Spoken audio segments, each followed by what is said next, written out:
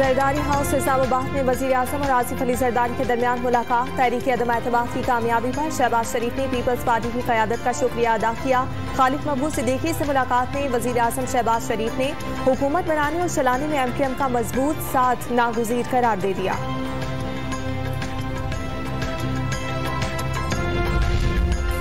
शहजाद अकबर और शहबाज गिल के नाम स्टॉप लिस्ट में शामिल करने का ऑर्डर मुअत्तल कर दिया गया। इस्लामाबाद हाई कोर्ट ने DGFIA और सेक्रेटरी दाखिला से जवाब तलब कर दिया।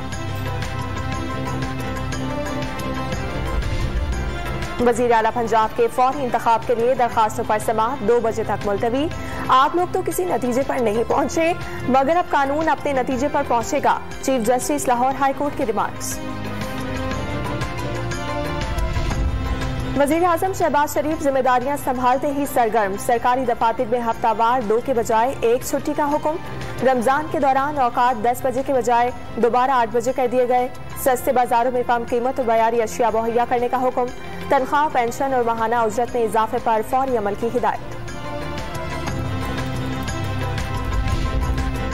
वजीर आजम की जेर सदारत संगीन मौशी सूरत हाल पर हंगामी इजलास जारी। खजारों कौमी बैलेंस शीट से आगाही दी जाएगी। नामवर मौशी माहिरीन की राय में अहम फैसलों का इम्कान। हुकूमत ने आला इख्तियाराती सिलेक्शन बोर्ड का इजलास बुलाने की तैयारी शुरू कर दी। तौकीर शाह समेत ग्रेड 21 के 30 अफसरान को ग्रेड 22 में तरक्की दिए जाने का इम्कान। वजीर आज़म आजाद कश्मीर के खिलाफ अपनों ही ने तहरीक अदम एतमाद जमा करा दी। PTI के 25 अरकान के दस्तखत। कामयाबी के लिए मजीद 2 वोट दरकार होंगे। हसास इदारों और अहम शख्सियात के खिलाफ सोशल मीडिया पर मुहिम का मामला। FIA ने लाहौर से 3, गुजरात और फैसलाबाद से 8 ट्रोलर्स को गिरफ्तार कर लिया।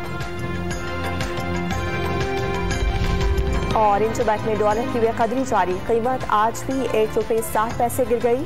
181 रुपये 60 पैसे की सतह पर आ गया।